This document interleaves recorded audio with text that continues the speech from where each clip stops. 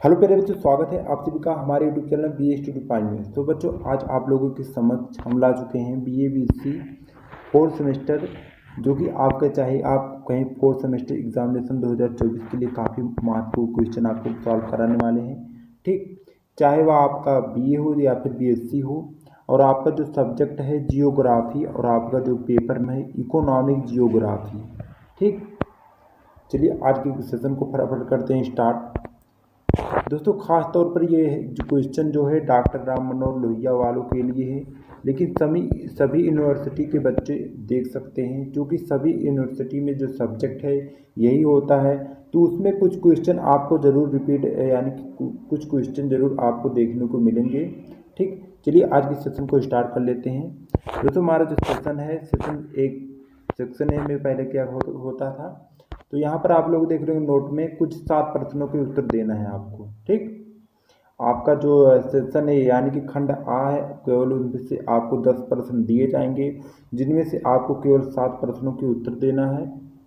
और पहला जो प्रश्न है वो अनिवार्य है मुख्य रूप से। ठीक, और खंड बा की बात करें तो खंड बा के आपको 7 प्रश्न दिए जाएंगे, जिनमें से केवल 4 प्रश्नों के आपको उत्तर देने अनिवार्य है। ठीक, और खंड सा सेक्शन सी की बात करें तो जिनमें से आपको 4 क्वेश्चन दिए जाएंगे, जिनमें से आपको केवल 2 प्रश्नों के उत्तर देना है।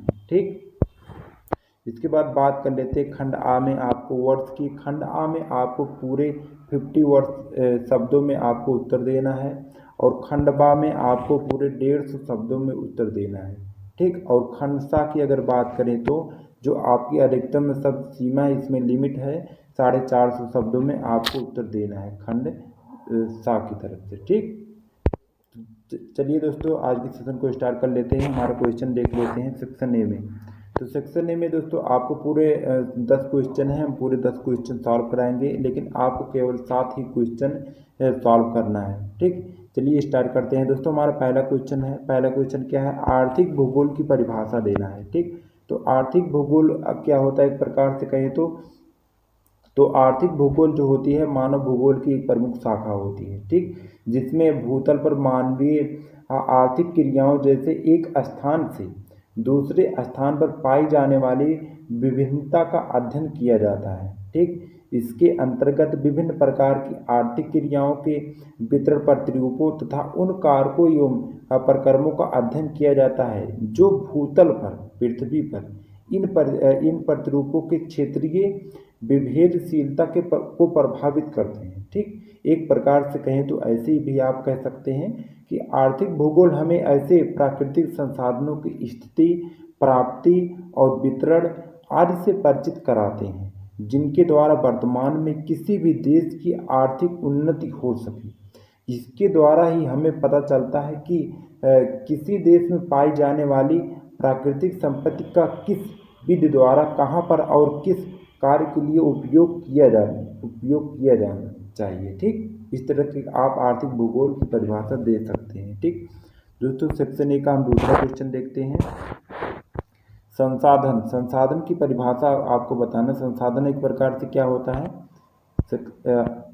ऑप्शन आपका यहाँ पर बी हो जाएगा। ठीक, चलिए, संसाधन क्या होता है, एक प्रकार से एक ऐसा स्रोत होता है जिसका उपयोग मनुष्य अपने इच्छाओं की पूर्ति के लिए किया जाता है। ठीक, जैसे कोई वस्तु प्रकृति में हो सकता है, हमेशा से मौजूद रही हो, लेकिन वह संसाधन नहीं कहलाती है जब तक कि मनुष्यों का उसमें हस्तक्षेप ना हो।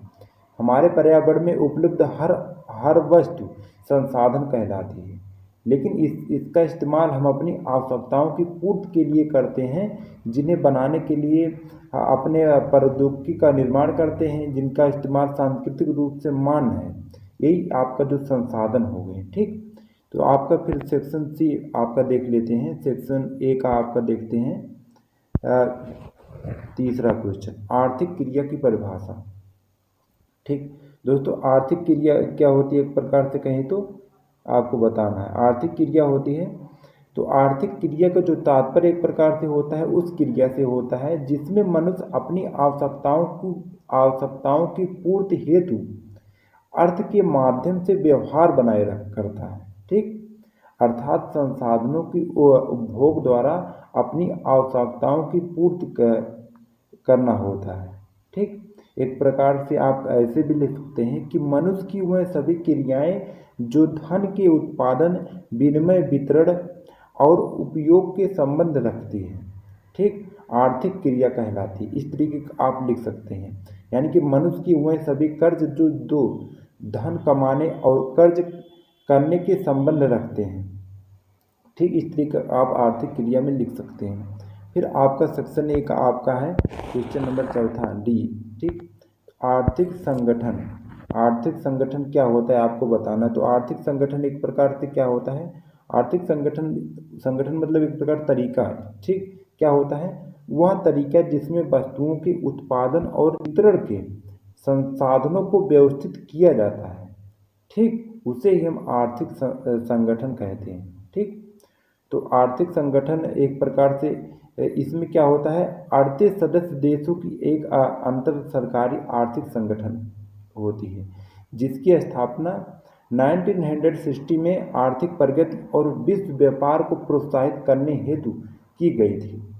अधिकांश आईसीडी सदस्य उच्च आय वर्ग अर्थव्यवस्थाएं जिनकी मानव विकास सूचांक HDI बहुत उच्च होती हैं। ठीक, विकसित देशों के रूप में ये ज़्यादातर मनाया जाता है। IOD एक आधिकारिक संयुक्त राष्ट्र प्रेक्षक होता है। ठीक, इस तरीके का आप लिख सकते हैं। फिर बात आती है अगले क्वेश्चन की। अगला क्वेश्चन हमारा क्या है, कृषि भूमि उपयोग की समस्याएं। ठीक, कृषि भूमि उपयोग की समस्याएं कौन कौन सी होती हैं। तो भारत के ज़्यादातर किसानों के पास कृषि में निवेश के लिए पूंजी का अभाव एक प्रकार से कमी होती है। ठीक, आज भी देश के ज़्यादातर किसानों को व्यापारिक रूप से संस्थागत ऋण सुविधाओं का लाभ नहीं मिल पाता है। कई बार किसानों के पास इतनी भी पूंजी नहीं होती है कि वह बीज बो सकें, उसमें खाद डाल सकें, समय से उसकी सिंचाई कर सकें। ठीक, इसका परिणाम यह होगा कि किसान समय से फसलों का उत्पादन नहीं कर पाते, अर्थात अपर्याप्त पोषक तत्वों के कारण फसलें पर्याप्त मात्रा में नहीं हो पाती। ठीक, इसके साथ ही पूंजी के अभाव में किसान की निजी व्यक्तियों से ऊंची ब्याज दर पर ऋण लेना पड़ता है, जिससे उनकी समस्याएं कम होने की वजह बढ़ने लगती हैं। ठीक, इस संबंध में भारत सरकार द्वारा शुरू की गई किसान सम्मान निधि योजना किसानों के लिए काफ़ी मददगार साबित हो रही है। इससे किसानों की कृषि संबंधी पूर्ति के लिए काफ़ी ज़्यादा मदद मिल रही है। ठीक, भारत के अधिकांश हिस्सों में आज भी सिंचाई सुविधाओं की कमी है। निजी तौर पर सिंचाई सुविधाओं का प्रबंध वही किसान कर पाते हैं जिनके पास पर्याप्त पूंजी उपलब्ध है, क्योंकि सिंचाई उपकरण जैसे ट्यूबवेल हो गए स्थापित करने की लागत इतनी होती है कि गरीब किसानों के लिए उसे वहन कर पाना संभव नहीं होता है। ठीक, किसानों को अक्सर उनकी उपज की पर्याप्त कीमत नहीं मिल पाती है ज़्यादातर।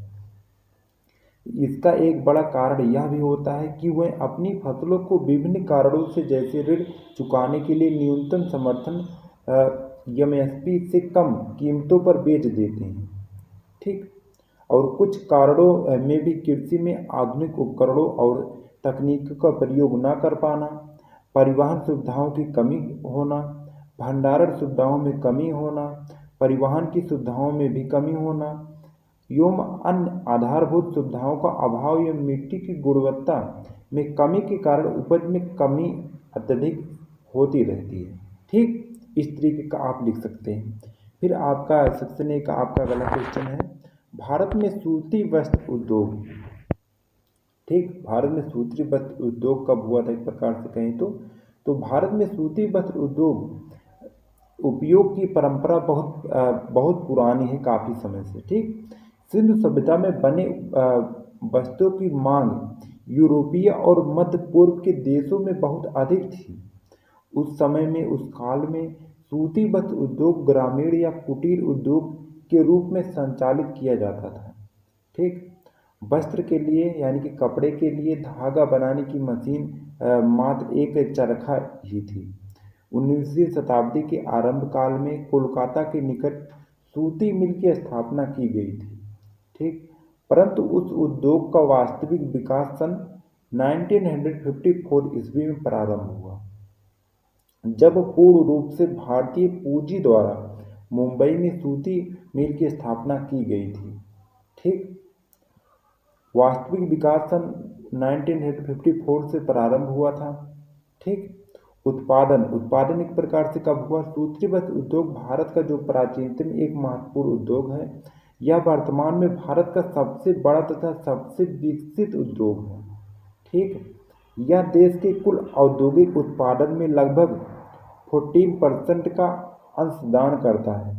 देश के कुल निर्यात व्यापार में लगभग 23% की हिस्सेदारी रखने वाला निर्यात पर्यटक यह उद्योग लगभग 35 लाख लोगों की जीविका चला रहा है। इससे काफ़ी ज़्यादा लोगों की रोजी रोटी चल रही है। ठीक, इस तरीके का आप लिख सकते हैं भारतीय सूती वस्त्र उद्योग के बारे में। ठीक, फिर दोस्तों अगला क्वेश्चन देखते हैं। अगला क्वेश्चन हमारा क्या? भारत में लौह इस्पात उद्योग, यानी कि लौह इस्पात मतलब लोहे का कारखाना एक प्रकार से। ठीक, तो इसमें इसमें क्या लिखना है? लौह इस्पात उद्योग के बारे में। ठीक, तो भारत के आधुनिक काल का सबसे पहले शुरू होने वाला उद्योगों में से एक लौह इस्पात उद्योग है। ठीक, जनवरी 219 में जापान के बाद भारत दूसरे स्थान पर सबसे बड़ा इस्पात लौह उत्पादक देश बना। ठीक, वर्ल्ड स्टील के अनुसार 2018 में भारत का कच्चा इस्पात यानी कच्चा लोहा उत्पादन 106.5 टन था। ठीक, यह उत्पादन 2017 में बढ़कर 110.5 टन हो गया। जापान ने वर्ष 2018 में 104.3 मीट्रिक टन का अर्थात 2017 की तुलना में काफ़ी कम उत्पादन किया। ठीक, इस तरीके का आप लौह इस्पात के बारे में लिख सकते हैं भारत के। ठीक, फिर बच्चों अगला क्वेश्चन हमारा क्या है? पनामा नहर मार्ग की विशेषताएं। ठीक, पनामा नहर की मार्ग की विशेषताएं इसमें बताना है। तो पनामा नहर एक प्रकार से क्या होती है? पनामा नहर मानव निर्मित एक जलमार्ग यानी कि जलयान नहर होता है। ठीक, जो पनामा में स्थित है और प्रशांत महासागर तथा अटलांटिक महासागर को जोड़ने वाली है। ठीक, यह नहर की कुल लंबाई लगभग 82 किलोमीटर है और चौड़ाई लगभग 90 मीटर और न्यूनतम जो इसकी गहराई है मान के चलिए 12 मीटर है। ठीक, यह नहर पनामा स्थल मंडल को काटते हुए निर्मित हुई है। ठीक, और अंतर्राष्ट्रीय व्यापार के प्रमुखतम जल मार्गों में भी एक है। पनामा नहर पर पनामा देश का नियंत्रण है। ठीक, पनामा नहर जल पास या जललोक पद्धति पर आधारित है। ठीक, इस तरीके का आप लिख सकते हैं। ठीक, फिर बच्चों अगला क्वेश्चन देखते हैं। अगला क्वेश्चन हमारा क्या है? सेक्शन ए का विश्व व्यापार संगठन के कार्य। विश्व व्यापार संगठन के कार्य आपको बताना है, यानी कि WTO। ठीक, यानी कि WTO की बात करें तो इसका फुल फॉर्म क्या होता है? वर्ल्ड ट्रेड ऑर्गेनाइजेशन, जिसको WTO के नाम से जाना जाता है। ठीक, हिंदी में कहें तो विश्व स्वास्थ्य संगठन। ठीक, तो यहाँ पर क्या है? विश्व व्यापार संगठन राष्ट्रों के बीच व्यापार के नियमों से निपटने वाला एकमात्र वैश्विक अंतर्राष्ट्रीय संगठन होता है। इसके केंद्र में विश्व व्यापार संगठन के समझौते आते हैं। ठीक, जिस पर दुनिया के अधिकांश व्यापारिक देशों द्वारा बातचीत और हस्ताक्षर किए जाते हैं और उनकी संसदों में पुष्टि की जाती है। ठीक, लक्ष्य वस्तुओं और सेवाओं के उत्पादों, निर्यातों और आयातों को अपना व्यवसाय चलाने में मदद करना होता है। ठीक, विश्व व्यापार संगठन को देखने के कई तरीके हैं। यह ट्रेड ओपनिंग के लिए एक संगठन है। यह सरकारों के लिए व्यापार समझौते पर बातचीत करने का एक मंच होता है, एक प्रकार से कहें तो, ठीक। यह उनके लिए व्यापार विवादों को निपटाने का स्थान भी होता है, ठीक। यह व्यापार नियमों की एक प्रणाली संचालित करता है। अनिवार्य रूप से WTO यानी कि विश्व व्यापार संगठन जो होता है एक ऐसा स्थान होता है जहां सदस्य सरकारें एक दूसरे के साथ आने वाली व्यापार समस्याओं को सुलझाने का प्रयास करती हैं अधिकतर, ठीक। फिर बच्चों अगला क्वेश्चन क्या है, वैश्वीकरण। वैश्वीकरण से आप क्या समझते हैं, ठीक। तो वैश्वीकरण की बात आती है तो वैश्वीकरण क्या होता है, एक प्रकार से वैश्वीकरण का जो शाब्दिक अर्थ होता है स्थानीय या क्षेत्रीय, ठीक, घटनाओं के विश्व स्तर पर रूपांतरण की प्रक्रिया, ठीक। इसे एक ऐसी प्रक्रिया का वर्णन करने के लिए भी प्रयुक्त किया जा सकता है जिसके द्वारा पूरे विश्व के लोग मिलकर एक नए समाज का निर्माण करना चाहते हैं, ठीक, तथा एक साथ कार्य करते हैं। यह प्रक्रिया आर्थिक, तकनीकी, सामाजिक और राजनीतिक ताकतों का एक संयोजन होता है, ठीक। वैश्वीकरण का उपयोग अक्सर आर्थिक वैश्वीकरण के संदर्भ में किया जाता है, अर्थात व्यापार, विदेशी प्रत्यक्ष निवेश, पूंजी प्रवाह, प्रवास और प्रौद्योगिकी के प्रसार के माध्यम से राष्ट्रीय अर्थव्यवस्था का अंतर्राष्ट्रीय अर्थव्यवस्था में एकीकरण करना होता है, ठीक। आर्थिक वैश्वीकरण ने दुनिया भर की विभिन्न संस्कृतियों के एकीकरण पर प्रभाव डाला है। ज़्यादातर यहाँ यूनाइटेड किंगडम एक इस्पात संयंत्र दिखाया गया जिनकी भारत की एक कंपनी टाटा समूह है, ठीक। इस तरीके का आपको लिख देना है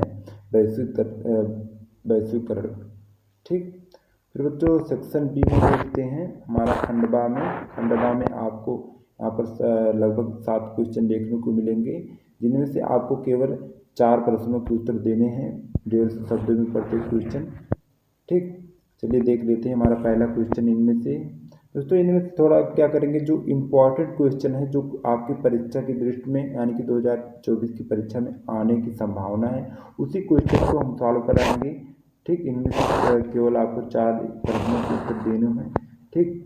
तो इसमें से हम आपको सॉल्व कराएंगे केवल 4 प्रश्न, ठीक। तो इसमें से देख लेते हैं हमारा तीसरा क्वेश्चन सेक्शन बी यानी कि खंडवा से, ठीक। तो इसमें क्या है, संसाधनों का अर्थ, संकल्पना तथा वर्गीकरण प्रस्तुत करना है, ठीक। तो संसाधन यानी कि सामग्री क्या होता है, वह सभी वस्तुएं जो हमारे लिए उपयोगी हैं वही एक प्रकार से संसाधन कहलाती हैं, ठीक। जैसे कि हो गई वायु, जल, भूमि, मिट्टी, जंगल आदि सभी संसाधन हैं। संसाधन उपयोगी कच्चे माल हैं जो हमें प्रकृति से प्राप्त होते हैं, ठीक। ये प्राकृतिक रूप से पाए जाने वाले पदार्थ हैं। ये हमारे लिए कई तरह के उपयोगी होते हैं और हम इन्हें इस्तेमाल करने या उपयोगी चीज़ों में बदलने के नए नए तरीके विकसित करते रहते हैं, ठीक। तो आइए बात करते हैं इसके संसाधनों के वर्गीकरण का। तो संसाधनों को मुख्य रूप से 2 भागों में बांटा गया, ठीक। प्राकृतिक संसाधन हमारे लिए बहुत ज़्यादा मूल्यवान है। संसाधनों का व्याकरण वर्गीकरण उनकी पुनः क्षमता के आधार पर विभाजित किया गया, जहाँ पर 2 वर्गों में विभाजित किया गया, ठीक। पहला आपका है नवीनकरणीय संसाधन और आपका दूसरा है अनवीनकरणीय संसाधन, ठीक। फिर पहला हम यहाँ पर देख लेते हैं नवीनकरणीय संसाधन क्या होता है। संसाधनों के वर्गीकरण की बात करते समय हम सबसे पहले नवीनकरणीय संसाधनों को देखते हैं। नवीकरणीय संसाधन व संसाधन जिनकी समय के साथ प्राकृतिक रूप से पुनः पूर्ति या नवीकरण किया जा सकता है, जैसे वायु, जल, सौर ऊर्जा आदि सभी नवीकरणीय संसाधन हैं, ठीक। नवीकरणीय संसाधन को प्रकृति द्वारा आसानी से नवीनीकृत किया जा सकता है, ठीक। जैसे कि आपके हो गए सौर ऊर्जा हो गए, ठीक, जल ऊर्जा हो गए, पवन ऊर्जा हो गए, बायोगैस हो गए, लकड़ी हो गए, हाइड्रोजन हो गए, ठीक, शराब हो गए, वायु हो गए, पानी हो गए। ठीक, इन सभी आप लिख सकते हैं नवीकरणीय संसाधन में। ठीक, फिर दोस्तों बात आती है अनवीकरणीय संसाधन। अनवीकरणीय संसाधन क्या होते हैं? एक प्रकार से ऐसे संसाधन, ऐसे प्राकृतिक संसाधन होते हैं जो सीमित मात्रा में उपलब्ध होते हैं। ठीक, यानी कि कम मात्रा में। इन संसाधनों को अल्प अवधि में नवीनीकृत या पुनः पूर्ति नहीं किया जा सकता। ठीक, इसलिए इन्हें समाप्त योग्य संसाधन भी कहा जाता है। उदाहरण के तौर पर जैसे कोयला हो गए, प्राकृतिक गैस हो गए, पेट्रोलियम हो गए, डीजल आदि सभी। ठीक, तो इसमें बात आती है उदाहरण की। उदाहरण में क्या है? जीवाश्म ईंधन। जीवाश्म ईंधन क्या होते हैं? कोयला और पेट्रोलियम जैसे जीवाश्म ईंधन जैसे गैर नवीकरण संसाधन है, ये पृथ्वी के अंदर गहराई में पाए जाते हैं और कई शताब्दियों में प्राकृतिक प्रक्रियाओं द्वारा निर्मित होते रहते हैं। ठीक, इनकी मात्रा सीमित है और इन्हें नवीनीकृत होने में हजारों वर्ष लग जाते हैं। जीवाश्म ईंधन के उदाहरण जैसे कोयला, पेट्रोलियम, प्राकृतिक गैस। ठीक, ये सभी जीवाश्म ईंधन के अंतर्गत आते हैं। ठीक, फिर बात आती है पेट्रोलियम की। ठीक, पेट्रोलियम क्या होता है? पेट्रोलियम को खनिज तेल या कच्चा तेल भी कहा जाता है। ठीक, इस तरल खनिज को पेट्रोल, डीजल, रसोई घर और केरोसिन और ईंधन बनाने के लिए प्रक्रिया किया जाता है। प्लास्टिक, सौंदर्य प्रसाधन और स्नेहक भी पेट्रोलियम के उत्पादक हैं। ठीक, यह पृथ्वी के अंदर या समुद्र तल के नीचे पाया जाता है। ठीक, इसे पृथ्वी के अंदर या समुद्र तल के नीचे यानी कि कुएं की खुदाई के माध्यम से निकाला जा सकता है। ठीक, जैसे इसके अंतर ईंधन संरक्षण प्राकृतिक संसाधनों के अंतर्गत आते हैं आपके परमाणु ऊर्जा। परमाणु ऊर्जा भी आपके संसाधनों के अंतर्गत आते हैं। ठीक, फिर आपका अगला क्वेश्चन है। अगला क्वेश्चन आपका क्या है? क्वेश्चन बी का आपका चौथा क्वेश्चन, यानी कि एक प्रकार से कहीं तो दूसरा। तो यहाँ पर देखेंगे क्या है।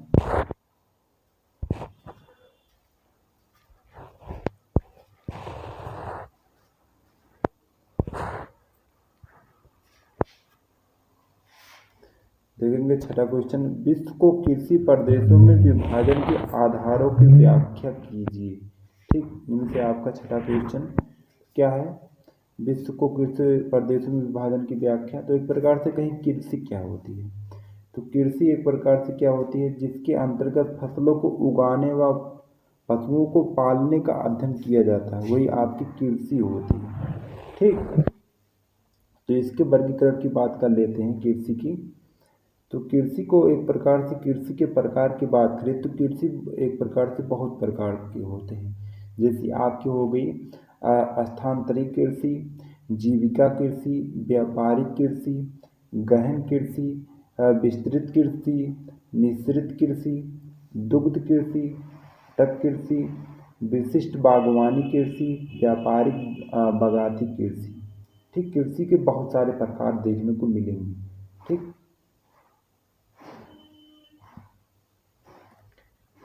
संयुक्त राज्य अमेरिका में खाद्य प्रसंस्करण और वितरण की लागत बढ़ गई है, जबकि कृषि की लागत में गिरावट आई है। 1960 से लेकर 1980 तक खेती की हिस्सेदारी लगभग 40% के आसपास थी, लेकिन 1990 तक यह 30% तक कम हो गई। ठीक, तथा 1998 तक 22% तक यह पहुंच गई। इस क्षेत्र में बाजार एकता में भी वृद्धि आई। 1995 शीर्ष के 20 खाद्य निर्माताओं के खाते में खाद्य प्रसंस्करण मूल्य का आधा भाग आता था, जो 1954 के उत्पादन से दोगुने से भी अधिक था। ठीक, हालांकि बाजार एकाग्रता में वृद्धि का कुल प्रभाव है। समता प्रभावित का बढ़ना यह परिवर्तन उत्पादक किसानों और उपभोक्ताओं को आर्थिक अधिवेश को पुनरुत्थित करता है और ग्रामीण समुदायों के लिए इनका नकारात्मक प्रभाव हो सकता है। ठीक, फसल परिवर्तन की प्रथा मानव के द्वारा हजारों सालों से सभ्य की शुरुआत से ही अपनाई जा रही है। प्रजनन की प्रक्रियाओं के दौरान फसल में परिवर्तन एक पौधों की आनुवांशिक संरचना को बदल देना, जिससे मानव के लिए एक अधिक लाभकारी लक्षणों से युक्त फसल विकसित होती है। उदाहरण के लिए बड़े फल या बीज, सूखे के लिए सहिष्णुता और कीटों के लिए प्रतिरोध होना चाहिए। ठीक, जीन विज्ञानी ग्रिगोर मेंडल के कार्य के बाद पादप प्रजनन में महत्वपूर्ण उन्नति हुई। प्रभावी और अप्रभावी एलीलों पर उनके द्वारा किए गए कार्य ने अनुवांशिकी के रूप में पादप प्रजनकों की एक बेहतर समझ दी। ठीक, इस तरीके का आप लिख सकते हैं। ठीक, फिर बच्चों अगला क्वेश्चन देखते हैं। अगला क्वेश्चन आ रहा है जो भी इम्पोर्टेंट है। अगला क्वेश्चन सेक्शन बी का आपका है 7वां क्वेश्चन, एक प्रकार से कहें तो तीसरा। ठीक, सुएज नहर मार्ग के महत्व समझाइए। तो सुएज नहर की बात आती है तो सुएज नहर एक प्रकार से क्या होता है, मिस्र में कृत्रिम समुद्र तटीय जलमार्ग है। ठीक, यह नहर सुएज के इस्तुमिस से होकर अफ्रीका और एशिया को विभाजित करते हुए भूमध्य सागर को लाल सागर से जोड़ती है, जो होता है। ठीक, 1858 में फर्नेल ने रिलायंस के नहर के निर्माण के व्याप्त उद्देश्य के लिए सुएज नहर कंपनी का गठन किया। ठीक, फिर इस नहर का निर्माण तुर्क साम्राज्य के तत्वावधान में सन 1859 से 1869 तक हुआ। नहर आधिकारिक रूप से 17 नवंबर 1869 को खोली गई। ठीक, फिर 1866 ईस्वी में इस नहर के पार होने में 36 घंटे लगते थे। ठीक, पर आज 18 घंटे से कम समय ही लगता है। ठीक, यह वर्तमान में मिस्र देश के नियंत्रण में है। इस नहर का चुंगीकर बहुत अधिक है। इस नहर की लंबाई पनामा नहर की लंबाई से लगभग दुगनी हो गई। बाद में इसमें पनामा नहर के खर्च का 1/3 धन ही लगा। ठीक, इस तरीके का आप लिखेंगे।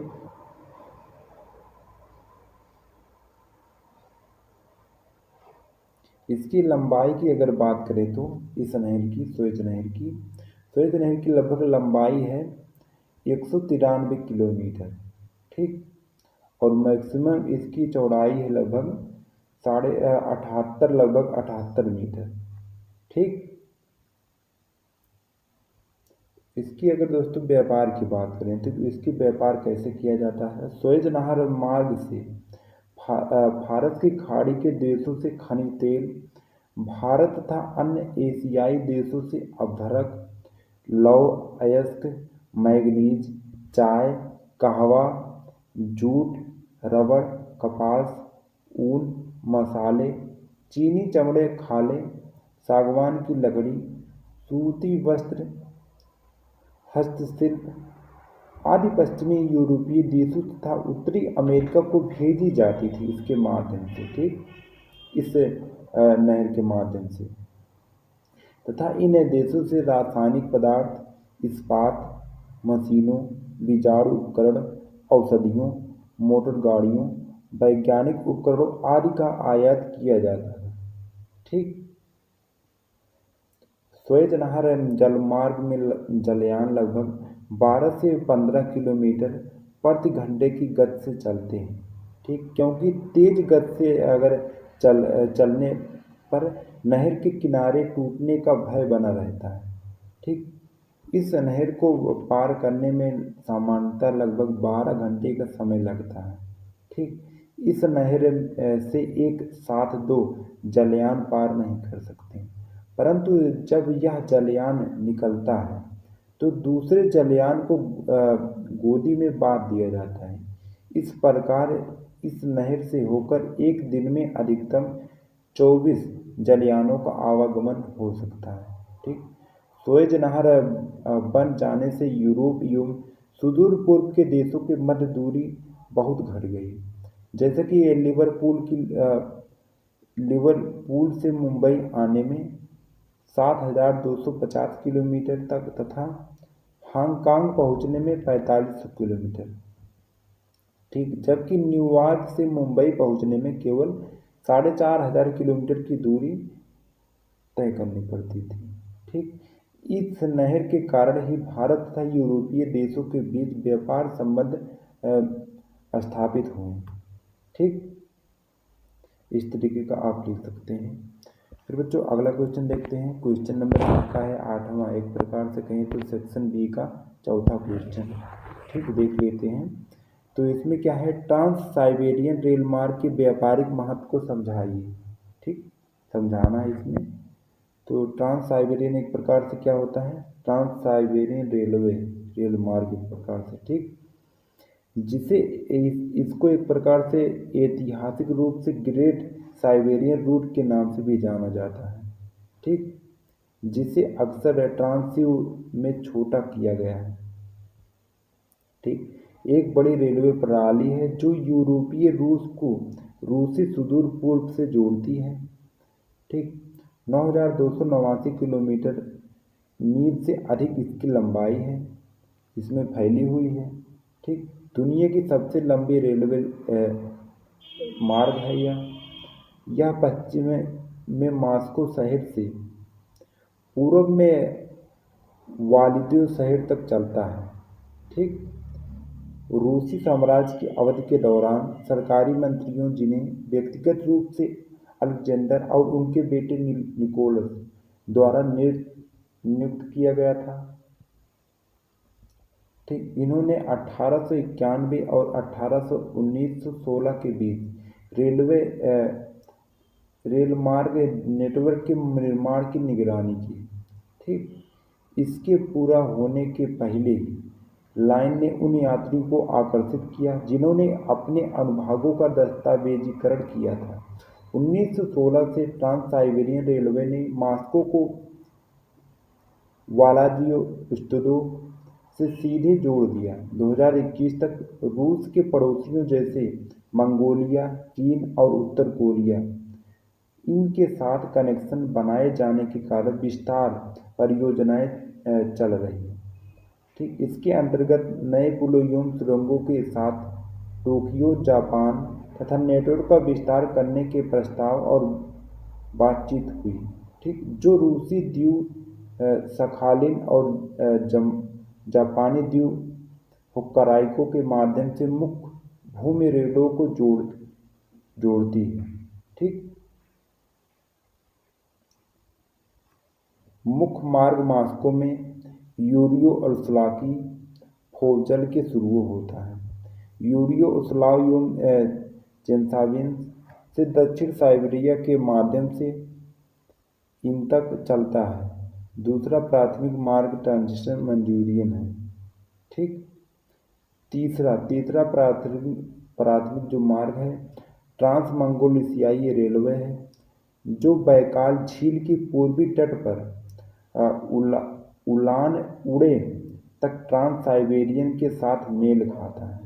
ठीक, पूर्व में बीजिंग की ओर जाने से पहले दक्षिण में उलान बटार की ओर जाता है। 1991 में 5 दशकों से अधिक के छिटपुट काम के बाद उत्तर की ओर जाने वाला चौथा मार्ग अंततः पूरा हो गया।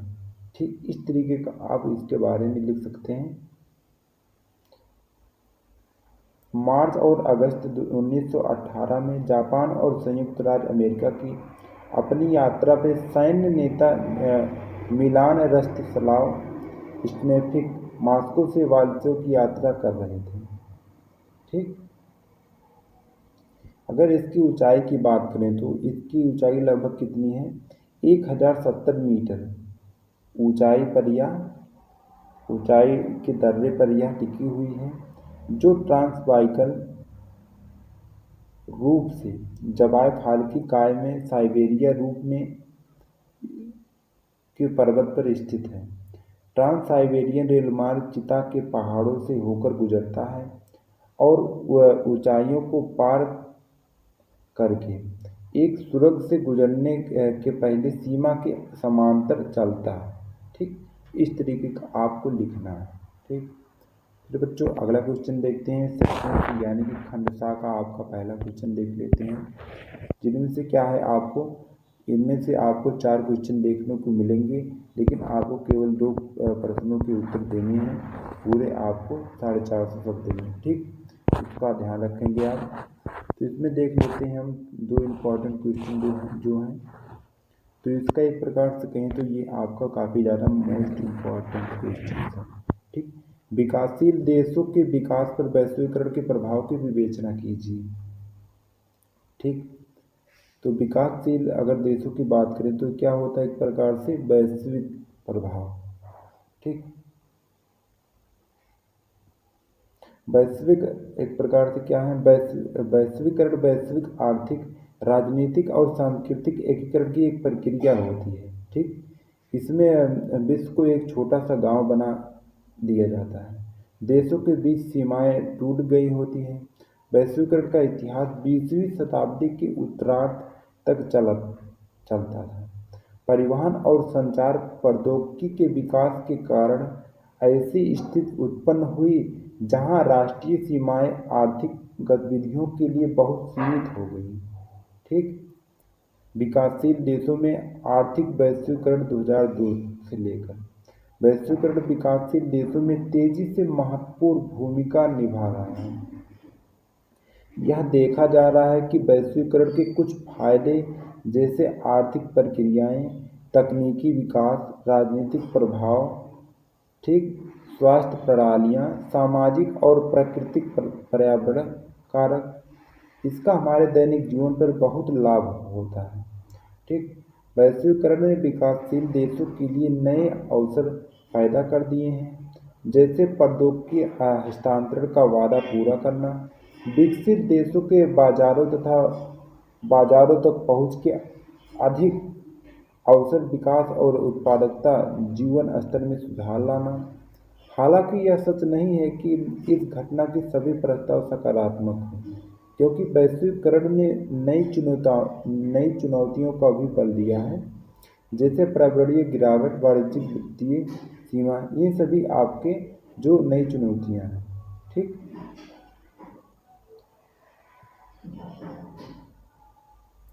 तो इसके अंतर्गत कुछ यहाँ पर आपके जो अनुपात में विकासशील देशों पर वैश्वीकरण के सकारात्मक और नकारात्मक प्रभाव का मूल्यांकन है। ठीक, जैसे आपका हो गया पहला आपका हो गया यहाँ पर आर्थिक एवं व्यापारिक प्रक्रिया क्षेत्र। ठीक, फिर दूसरा आपका हो गया शिक्षा एवं स्वास्थ्य व्यवस्थाएं। ठीक, फिर आपका तीसरा जो हो गया संस्कृति प्रभाव। ठीक, यहाँ पर पहला प्रभाव देखते हैं हम, वैश्वीकरण एक प्रकार से आर्थिक एवं व्यापार प्रक्रिया क्षेत्र देखते हैं। तो इसमें क्या है, वैश्वीकरण विकासशील देशों को दुनिया के बाकी हिस्सों से निपटने में मदद करता है, जिससे उनके आर्थिक विकास में वृद्धि होती है, जिससे उनके देश में गरीबी की समस्या का समाधान होता है। अतीत में विकासशील देश व्यापार बाधाओं के कारण विश्व अर्थव्यवस्था पर पकड़ बनाने में सक्षम नहीं हो पाते हैं। ठीक, वही आर्थिक विकास साझा कर पाते हैं जो विकसित देशों ने किया था। ठीक, इस तरीके का आप लिख सकते हैं। वैश्वीकरण के साथ विश्व बैंक और अंतर्राष्ट्रीय प्रबंधन विकासशील देशों को बड़े ऋण के माध्यम से बाजार सुधारा जाता है। ठीक, कई विकासशील देशों ने टैरिफ हटाकर और अपनी अर्थव्यवस्था को मुक्त करके अपने बाजारों को खोलने के लिए कम कदम उठाना पड़ा। ठीक, जिससे गरीब लोगों के लिए रोजगार के अवसर पैदा हो गए। उदाहरण के लिए भारत और चीन में तीव्र विकास के कारण विश्व में गरीबी लगभग काफ़ी मात्रा में कम हुई। ठीक, फिर आपका दूसरा जो है शिक्षा एवं स्वास्थ्य व्यवस्थाएं। शिक्षा और स्वास्थ्य की व्यवस्थाएं क्या है, वैश्वीकरण ने विकासशील देशों में स्वास्थ्य और शिक्षा प्रणालियों को विकसित करने में काफ़ी ज़्यादा योगदान दिया।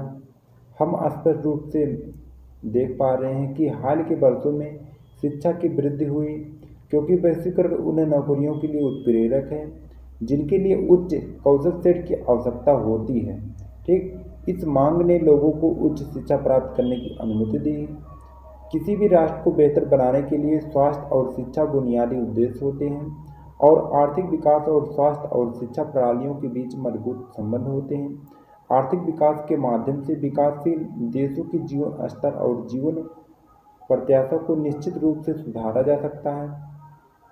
ठीक, अधिक भाग्य के साथ गरीब राष्ट्र अपने लोगों को अच्छी स्वास्थ्य देखभाल सेवाएं स्वच्छता प्रदान कर सकता है। ठीक, इसके अलावा विकासशील देशों की सरकार गरीबों को स्वास्थ्य और शिक्षा के लिए अधिक धन उपलब्ध यानी कि अर्जित कर सकती है जिससे निरक्षरता की दर में कमी आ जाए। ठीक, ऐसे कई विकासशील देशों में देखा गया जिनकी निरक्षरता दर में हाल ही में गिरावट आई है। ठीक, इस तरीके आप लिख सकते हैं। फिर आपका तीसरा आता है, तीसरा आपका क्या है, सांस्कृतिक प्रभाव। सांस्कृतिक प्रभाव की बात आती है तो सांस्कृतिक प्रभाव क्या एक प्रकार से वैश्वीकरण के संबंधित देशों की संस्कृति को कई लाभ और हानि हुई। ठीक, वैश्वीकरण के माध्यम से कई विकासशील देशों की संस्कृतियां बदल गईं और वह अमेरिका और यूरोपीय देशों जैसे अन्य संस्कृतियों की नकल करने लगे।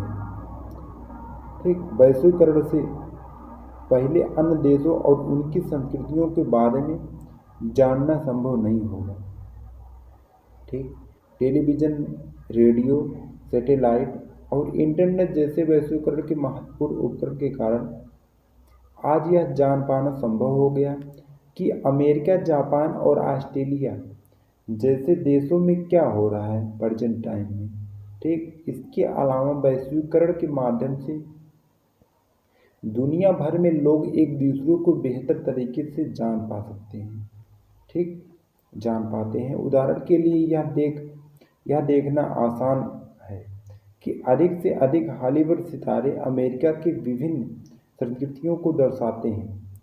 ठीक, इसके अलावा आज हम विभिन्न गरीब देशों में युवाओं पर वैश्वीकरण के कारण कुछ भारी प्रभाव को स्पष्ट रूप से देख सकते हैं।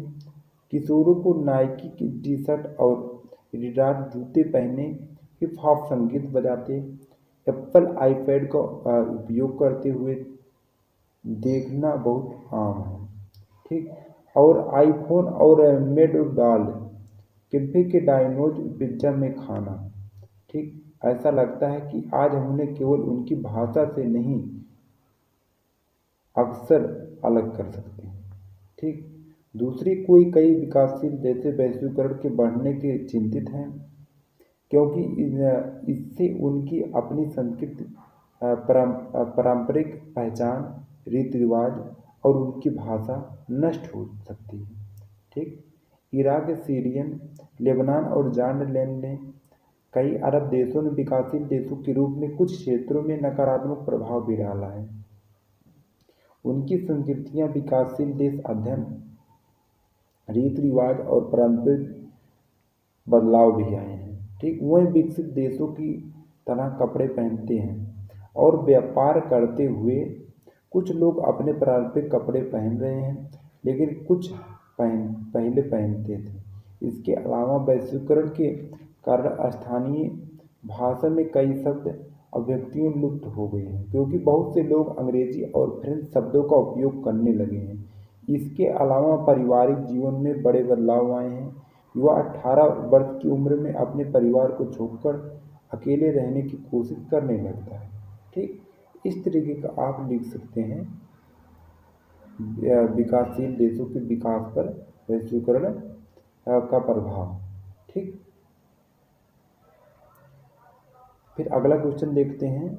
अगला और लास्ट क्वेश्चन हमारा है इस प्रकार से कहें तो सेक्शन सी का आपका दूसरा क्वेश्चन कहें तो हमारा क्या है, एक प्रकार से ये भी थोड़ा इम्पोर्टेंट है, इसको देखेंगे। उद्योगों के प्रकारों का उदाहरण सहित विवेचना कीजिए। ठीक, उद्योगों के प्रकार आपको बताना है। तो उद्योग क्या होते हैं, एक प्रकार से किसी विशेष क्षेत्र में भारी मात्रा में सामान का निर्माण, ठीक, या फिर उत्पादन उत्पादन का बृहद रूप से सेवा प्रदान करने के मानवीय कर्म को ही उद्योग कहते हैं। ठीक, उद्योगों के कारण गुणवत्ता वाले उत्पाद सस्ते दामों पर पर्याप्त होते हैं, जिससे लोगों का रहन सहन के स्तर में सुधार होता है और जीवन सुविधाजनक होता है। ठीक,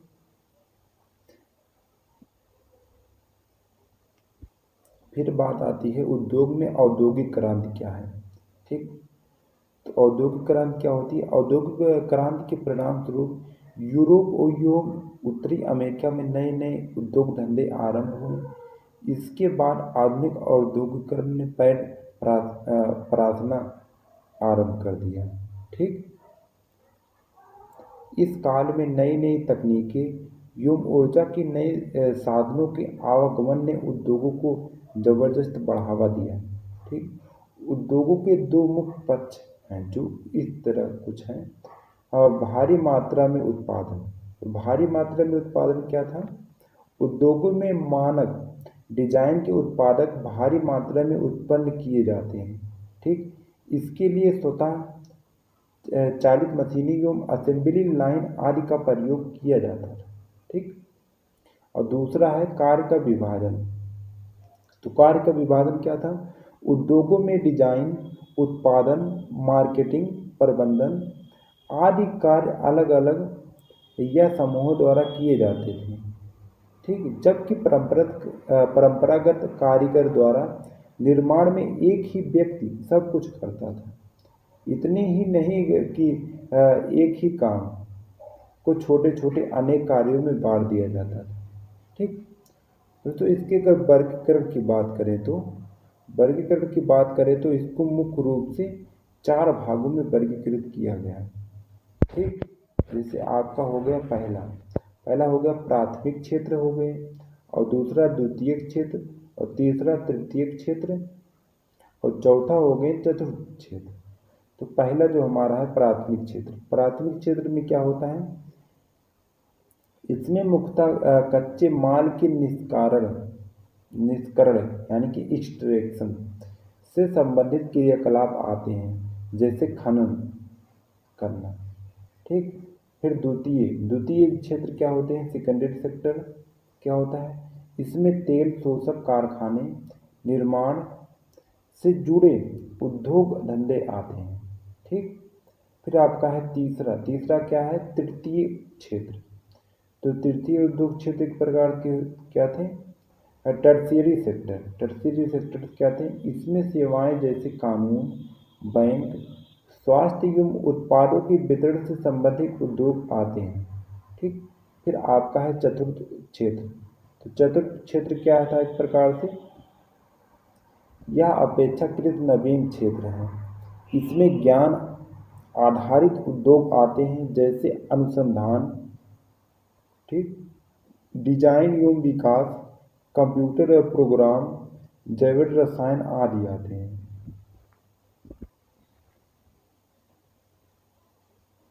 ठीक, अगर उद्योगों के प्रकार की बात करें तो ठीक, उद्योग के जो प्रकार होते हैं कितने प्रकार के होते हैं? एक प्रकार के बहुत सारे प्रकार होते हैं। ठीक, तो पहले क्या था? कुटीर उद्योग था, भारतीय क्षेत्र के उद्योग थे, फुटलूज उद्योग थे, पर्यटन उद्योग थे, फिल्म उद्योग थे, लघु उद्योग थे। लेकिन वर्तमान समय में जो हमारे प्रमुख उद्योग हैं, खनन उद्योग यानी कि भारी उद्योग हैं, धातु उद्योग, लोहा एवं इस्पात उद्योग, हार्डवेयर उद्योग, मशीनरी उद्योग, वाहन उद्योग, ऑटोमोबाइल उद्योग, wholesale automobile car, automobile recycling उद्योग, वायु अंतरिक्ष उद्योग, जलयान निर्माण उद्योग, विद्युत उद्योग, कार्यालय मशीन उद्योग। इस तरीके का आपको बहुत सारे देखने को मिलेंगे उद्योग। ठीक, फिर बात आती है रसायन उद्योग। रासायनिक उद्योग में क्या क्या बढ़ोतरी हुई है? पेट्रोलियम उद्योग, आपके उर्वरक उद्योग, सीमेंट उद्योग, कांच उद्योग, प्लास्टिक उद्योग, कागज उद्योग, दवा उद्योग। ये जो है रसायन उद्योग के अंतर्गत आते हैं। ठीक, इस तरीके का आप लिख सकते हैं। फिर उपभोक्ता समान हल्के उद्योग क्या थे? खाद्य उद्योग, तंबाकू उद्योग, वस्त्र उद्योग, फर्नीचर उद्योग, खिलौना उद्योग, प्रिंट उद्योग, कंप्यूटर उद्योग। ठीक, इस तरीके के आपके बहुत सारे जो थे उद्योगों के प्रकार थे। ठीक, आपको पूरे 450 शब्दों में आपको बढ़ा चढ़ा के लिख देना है। ठीक, फिर उद्योग शब्दावली क्या होती है?